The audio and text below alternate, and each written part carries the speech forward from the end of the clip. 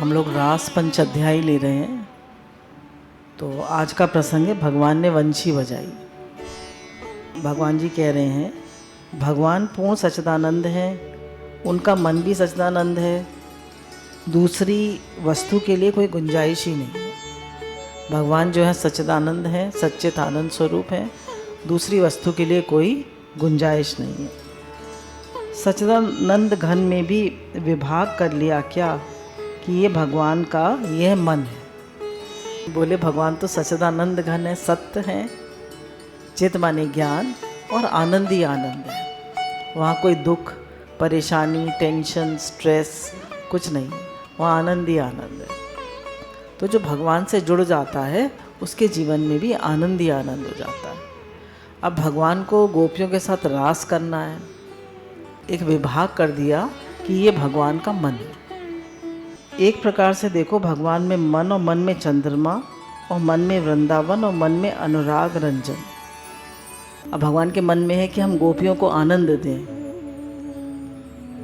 गोपियों को आनंद दें मतलब क्यों को आनंद दें उनको? पिछली बार हमने पढ़ा था ना, आनंद क्यों दें उन्हें? क्योंकि उनके अंदर जगत की वासना नहीं है, क्योंकि उनके अंदर अहम नहीं है, क्योंकि उनके अंदर अभिमान नहीं है, और पांचों इंद्रियां उनकी भगवान में ही लगी रहती हैं। इसलिए भगवान के अंदर भाव आया कि मैं इनको आनंद दूँ। तो हम भगवान के आनंद के हकदार कब होते हैं? जब हमारे अंदर संसार की कोई वासना ना हो, कोई अहम ना हो, कोई अभिमान ना हो। अहम और अभिमान में भी फ़र्क बताया था। अहम होता है शरीर को लेके और अभिमान होता है वस्तुओं को लेकर। मेरा घर बड़ा, मेरी गाड़ी बड़ी, मेरी एजुकेशन बड़ी, चीज़ों को लेके अभिमान होता है। और अहंकार होता है मैं ये शरीर, ये अहंकार होता है। जैसे गुरु भगवान बताते हैं, हम कार में बैठे तो हम ये तो नहीं कहते अहम कारा, मैं कार हूँ, ये तो नहीं कहते हैं भाई मैं कार में बैठा हूँ, ऐसे मैं ये शरीर नहीं हूँ, मैं शरीर में बैठा हूँ। तो वास्तव में शरीर तो एक इंस्ट्रूमेंट है, आप तो आत्मा है। तो अहंकार क्या है? अपने को शरीर मानना। सच्चिदानंद, सत्य माने आत्मा, चिद माने ज्ञान और आनंद भगवान आनंद स्वरूप है। अब रास लीला के लिए क्या करना भगवान ने कि मन में उन्होंने चंद्रमा लाए, फिर वृंदावन लाए और फिर बहुत सारा अनुराग लाए। राग में जब अनु लग जाता है तो वो बहुत ज़्यादा हो जाता है, अनुराग। बहुत सारा प्रेम लाए।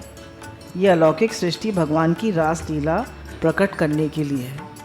अब भगवान को रास लीला करनी है तो ये अलौकिक सृष्टि भगवान की रास लीला के लिए। अब इसमें इन्होंने एक एग्जाम्पल दिया है कि एक भगवान का निर्गुण स्वरूप होता है और एक भगवान का सगुण स्वरूप होता है। तो भगवान के सगुण स्वरूप में, मतलब कृष्ण में, भगवान राम में, राधा रानी में, सीता जी में इतना रस है जो कि निर्गुण में नहीं है। जैसे काशी में एक स्वामी प्रकाशानंद सरस्वती थे, काशी में। तो चैतन्य महाप्रभु के ग्रंथों में उनका वर्णन आता है कि उनके 10,000 शिष्य थे जो कि वेदांत पढ़ते थे उनसे। और उन्होंने एक ग्रंथ लिखा है वेदांत सिद्धांत मुक्तावली। वेदांत का सर्वोत्कृष्ट ग्रंथ है मांडूक्य कारिका। तो उस ग्रंथ के आगे इनका जो ग्रंथ है वेदांत सिद्धांत मुक्तावली, इसी का दूसरा नंबर। इतना बढ़िया इन्होंने ग्रंथ लिखा। 10,000 शिष्य थे इनके। पर जब ये चैतन्य महाप्रभु से मिले काशी में, वार्तालाप हुआ और सब बातें डिस्कस हुई, तो फिर वो इतने प्रभावित हो गए उनके प्रेम से, उनके भाव से, वो इनके शिष्य बन गए। प्रकाशानंद जी उस समय वो ये 80 साल के थे। प्रकाशानंद जी, उनको लगा मैं वृंदावन चलूँ। जब उन्होंने भगवान कृष्ण की बात सुनी, राधा रानी की बात सुनी, तो इनको लगा मैं वृंदावन चलूँ। तो इनको इनके शिष्य पालकी में लाद के लाए थे। वो कहते थे जल्दी चलो कहीं मैं रास्ते में ही ना मर जाऊँ, जल्दी ले चलो मुझे। तो इनके शिष्य जो हैं इनको वृंदावन लाए और इन्होंने एक किताब लिखी, वृंदावन महिमा अमृतम। अब कह रहे हैं कहाँ तो जीववाद और कहाँ वृंदावन महिमामृतम। तो वृंदावन महिमामृतम में इन्होंने 1,00,000 श्लोक लिखे थे, जिसके अब सिर्फ 1700 श्लोक मिलते हैं। तो उसमें अखंडानंद जी लिख रहे हैं कि हमसे कोई पढ़ने आया था ये किताब, तो हमने वृंदावन की जगह ब्रह्म रख दिया, तो उन्होंने ब्रह्म की जगह वृंदावन रख दिया है। तो मतलब ब्रह्म और वृंदावन में कोई फर्क नहीं है। कहने का क्या मतलब है कि इतना आनंद निराकार में नहीं है जितना आनंद साकार में है। जब हम साकार की भक्ति करते हैं तो हमें ज़्यादा प्रेम फील होता है। अब इस मथुरा मंडल में जैसे अपना शरीर हो ऐसे वृंदावन है भला, और जैसे शरीर में अपना हृदय हो वैसे नित्य निकुंज है, जिसमें भगवान श्री राधा कृष्ण विहार करते हैं। वनम तो नारायण, इसका नाम वन है। अब मथुरा मंडल में अपना शरीर हो ऐसा वृंदावन है। यानी वृंदावन क्या है? जैसे अपना शरीर है ऐसे वृंदावन है, और जैसे हमारे शरीर में हृदय है ऐसे निकुंज है। अब निकुंज क्या होता है? जैसे आपने देखा होगा वृंदावन में तो बहुत नीचे नीचे पेड़ लटके रहते हैं, नीचे नीचे ज़मीन छू रहे होते हैं। तो भगवान कृष्ण और राधा रानी जो थे अक्सर वहाँ विहार किया करते थे। उनकी बातचीत, उनकी प्रेम विहार लीला उनकी वहाँ चलती थी। तो उस प्लेस को निकुंज कहते हैं, उस प्लेस को निकुंज कहते हैं। तो कह रहे हैं कि हृदय जो है वो निकुंज है। हृदय जो है शरीर हो गया वृंदावन और निकुंज हो गया आपका हृदय। आप कह रहे हैं आप वृंदावन में आ गए तो आपको रहने के लिए स्थान चाहिए, तो रहने के लिए स्थान ना मिले तो वृक्ष के नीचे रह लेना। जैसे रूप गोस्वामी वगैरह जब गए, चैतन्य महाप्रभु ने उन्हें भेजा, रूप गोस्वामी, जीव गोस्वामी, तो रूप गोस्वामी जो थे इतने वैराग्यवान थे कि वो रोज़ अलग अलग पेड़ के नीचे रहते थे। जितने साल वो रहे रोज़ अलग अलग पेड़ के नीचे रहते थे। अब हमको तो सब सुख सुविधा चाहिए, सारे सुख चाहिए, पर जो भगवान के लिए चलता है उसको कैसे वो रहे होंगे? एक दिन एक वृक्ष के नीचे, दूसरे दिन एक वृक्ष के नीचे, तले तले विट पे नाम, खाएंगे क्या? गांव में भिक्षा मिल जाएगी। कह रहे वृंदावन में रहना है तो वृक्ष के नीचे रह लेना, गांव में भिक्षा मिल जाएगी। पिएंगे क्या? बोले यमुना जल पी लेंगे। तो यमुना जल बहुत स्वच्छ हुआ करता था, स्वच्छंदनम, जितनी मौज है उतना पीना। बोले जितना मौज हो उतना पीना पानी, पानी कोई कमी तो है नहीं वहाँ। पहनेंगे क्या? बोले रास्ते में चीर पड़े मिल जाते हैं उन्हें पहन लेना। सम्मान को समझो विष और अपमान को समझो अमृत। कह रहे हैं अगर भजन करना है, भगवान से प्रेम करना है तो सम्मान को तो समझो विष और अपमान को समझो अमृत। हम लोग ऐसा करते, सम्मान हमें कैसा लगता है? अमृत। और अपमान कैसा लगता है? विष। कोई अपमान कर दे या डांट दे तो क्या होता है? हम एकदम जाग जाते हैं, एकदम अलर्ट हो जाते हैं। बुरा भी लगता है पर अलर्ट भी हो जाते हैं। झंझोड़ दिए, जैसे गुरुजी की डांट पड़ जाए तो गुरुजी कहते हैं भाई डांटते क्यों हैं? बोले मन जो है ये थोड़ा सुनता नहीं है, तो अगर डांट के कही जाती है बात तो मन सुन लेता है। प्यार प्यार से कहते रहो तो मन सुनता नहीं है। एक डांट पड़ जाती है तो मन फौरन सुन लेता है। तो डांट अच्छी है बुरी है? अच्छी है। डांट के मन फौरन सुन लेता है, और प्यार प्यार से बताते रहो तो सुनता नहीं है, इसलिए डांट भी अच्छी है। अपमान, कोई डांट में अपमान फील कर लो तो बहुत बुरी लगती है, और डांट को ये समझो कि गुरुजी ने मुझे जगा दिया तो बहुत अच्छा है। कह रहे हैं अगर हमें भगवान की तरफ बढ़ना है तो अपमान हमें अमृत लगना चाहिए और सम्मान विष लगना चाहिए। कोई सम्मान करे तो लगना, जैसे कहा अपमान को कोई मायने नहीं रखता, और सम्मान व्यर्थ का आडंबर, व्यर्थ का आडंबर है सम्मान। और भजन कर लो राधा मुरली मनोहर का, तो एक वृक्ष के नीचे एक दिन रहो, दूसरे वृक्ष के नीचे दूसरे दिन रहो, यमुना जल पियो, भिक्षा मांग कर खाओ, जो रास्ते में चीर मिल जाए उसको पहन लो, और सम्मान को समझो विष, अपमान को समझो अमृत, और भजन करो राधा मुरली मनोहर का। मतलब वैराग्य दिखाया है, कितना वैराग्य है। मगर वृंदावन मत छोड़ो, और रहने का बंदोबस्त हो जाए, खाने पीने का बंदोबस्त हो जाए, और सम्मान भी प्राप्त हो जाए, तो फिर कहना ही क्या। कहने खाने पीने को मिल जाए, रहने का बंदोबस्त हो जाए, तो फिर कहना ही क्या। अब गुरुजी बताते हैं वृंदावन में तो बहुत सारे लोग होते हैं, सब भजन करते हैं, कितनी बिल्डिंग्स बन गई हैं। बोले जितने खाली फ्लैट्स इस समय वृंदावन में उतनी दुनिया में कहीं नहीं है, क्योंकि लोगों ने खरीद खरीद के डाल दिए वृंदावन में कि हमें वृंदावन वास मिल जाए।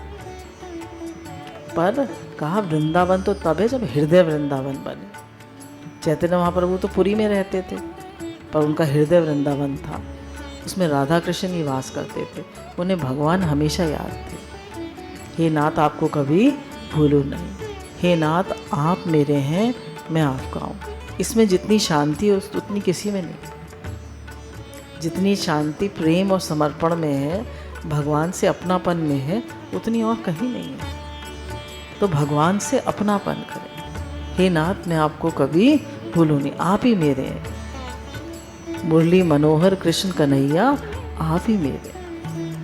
अब जब रास का समय आया तो उस समय उस दिन पूर्णमासी का दिन था, तो चंद्रमा ने अपनी अनुरागमयी रश्मियों से वन का एक एक पत्ता रंग दिया, तो अपनी चांदनी से एक एक पत्ता रंग दिया चंद्रमा ने।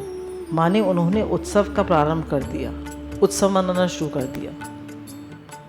जब किसी के घर में उत्सव होने वाला होता है तो झंडा लगाते हैं, पताका लगाते हैं, है ना। मतलब जब कोई उत्सव होने वाला होता है तो हम क्या करते हैं, फूल लगाते हैं, लाइटिंग करते हैं, और तरह तरह की झालर लगाते हैं, डेकोरेशन करते हैं ना। तो उत्सव है। उत्कृष्टः सवात इति उत्सव, जो यज्ञ से भी श्रेष्ठ है उसका नाम उत्सव है। कह रहे हैं यज्ञ से भी श्रेष्ठ है उसका नाम उत्सव है। उत्सव करना कब, जब दिल में कंजूसी ना हो। कह रहे हैं उत्सव करना कब, जब दिल में कंजूसी ना हो। कंजूस आदमी को उत्सव नहीं करना चाहिए, क्योंकि उत्सव करेगा तो क्या करेगा, कंजूसी करेगा। तो अगर उत्सव कर रहे हैं, किसी को खिला पिला रहे हैं, तो दिल खोल के खिलाइए, कंजूसी मत करिए। अब श्री कृष्ण ने संगीत प्रारंभ किया। ये संगीत भगवान का उद्रेक है। जैसे गंगा जी में तरंगें उठती हैं, वैसे जब हृदय में प्रेम की तरंग उठती है तब गाना आता है। कोई डंडा उठाकर कहे गाओ नहीं तो मारेंगे, ऐसे नहीं गाया जाता। कह रहे हैं जब बहुत हृदय में प्रेम होता है तो कविता भी लिख दी जाती है। कविता कभी नहीं लिखी ज़िंदगी में, पर बहुत प्रेम आया तो कविता भी लिखना शुरू कर दिया। बोले मैं शायर तो नहीं, पर शायरी आ गई, तो शायरी भी आ जाती है। और जब प्रेम आता है दिल में तो गाना भी आ जाता है। वैसे नहीं गाते तो बाथरूम सिंगर बन जाते हैं। तो कह रहे हैं जब दिल में प्रेम आता है तो गाना भी आ जाता है। दृष्टांत दिया है कि बिहार में एक वेतीय राज्य था, तो वहाँ पर एक राजा थे, तो उन्होंने 15-16 लड़के रखे हुए थे, और उनसे कहते थे भाई हमसे प्रेम करो, और हमसे प्रेम नहीं करो तो हम डंडा मारेंगे। 15-16 साल का एक लड़का था, उसने कहा मैं तो नहीं करूँगा। तो कोई डंडा मार के थोड़ा ना प्रेम कराया जाता है। तो अब वो राजा थे, ईगोइस्टिक थे, तो उन्होंने मजिस्ट्रेट को फ़ोन किया, कहा कि बच्चों को जो कहना नहीं मान रहे इनको जेल में बंद कर दो।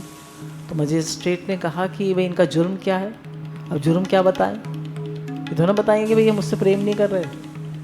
तो उन्होंने कहा कि बिना जुर्म के हम बंद नहीं कर सकते। जब मैं कह रहा हूँ तो तुम क्यों नहीं बंद कर रहे, मैं राजा हूँ।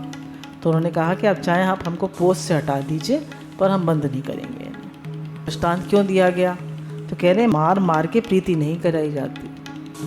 बहुत से माता पिता क्या होते हैं, बच्चों को मारते हैं कि भैया तुम कहना नहीं मानते, तुम प्रेम नहीं करते, डांटते हैं। बोले ऐसे प्रीति नहीं कराई जाती। डांट डांट के और मार मार के प्रीति नहीं कराई जाती। प्रीति हृदय में उदय होती है। प्रीति हृदय में उदय होती है। प्रीति हृदय में उत्पन्न होती है। प्रीति हृदय का रस है, प्रीति हृदय का विकास है। तो प्रीति जो है वो हृदय का रस है। जब आपके अंदर प्रेम होगा तो सामने वाले के अंदर भी प्रेम आएगा। एंड लव अट्रैक्ट्स लव, और हैप्पीनेस अट्रैक्ट्स हैप्पीनेस। कोई खुश है तो वो सबको अट्रैक्ट करेगा, कोई प्रेमी है तो सबको अट्रैक्ट करेगा। प्रेम वाला सबको अट्रैक्ट करता है, जो खुश रहता है वो भी सबको अट्रैक्ट करता है।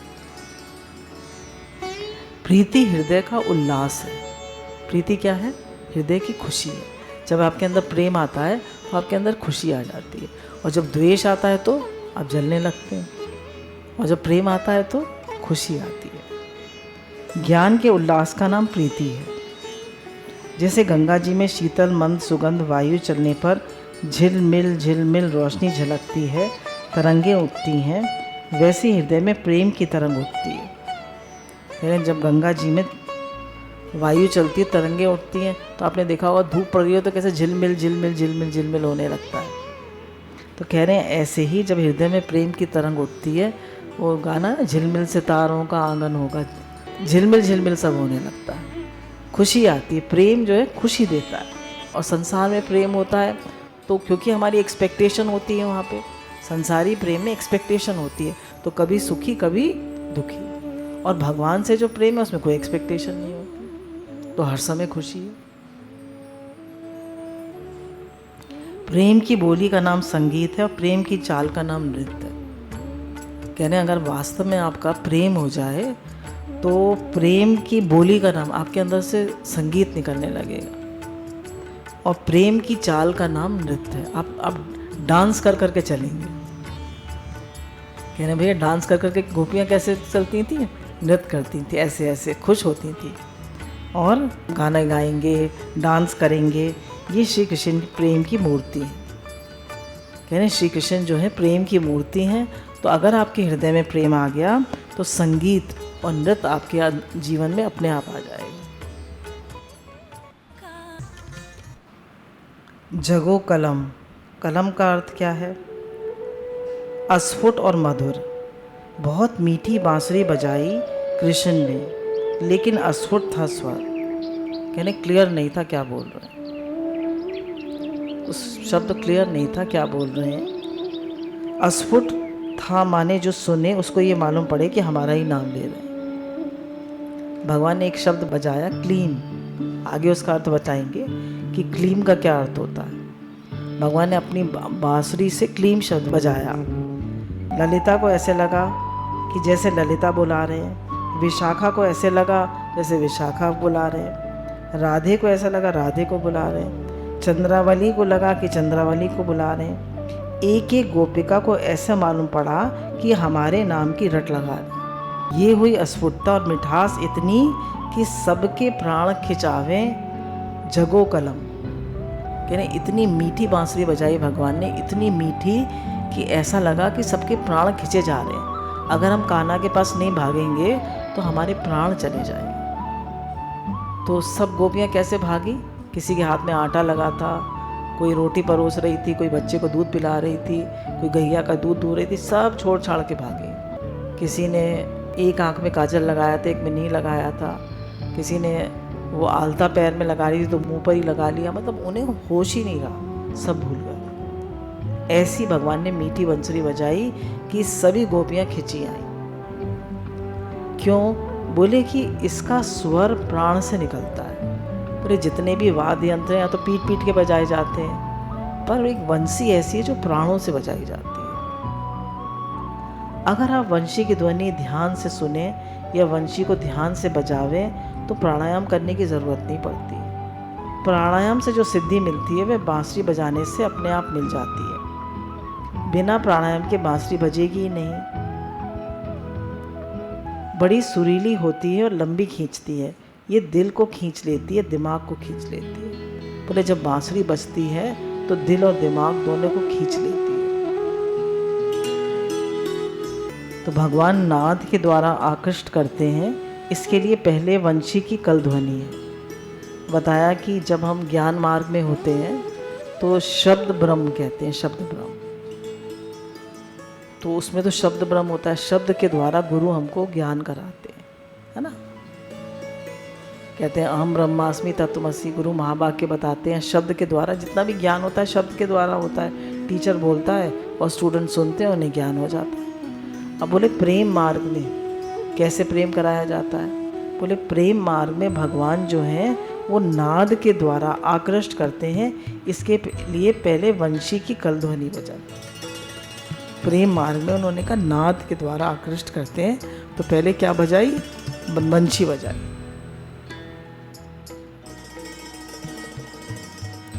अब देखो भाई, शब्द बोलने वाला भी कुलीन होना चाहिए, विश्वास पात्र होना चाहिए। अब बोले जो बंसी बजा रहा है या जो हमारे लिए कुछ कह रहा है, उसमें दो बातें होनी चाहिए।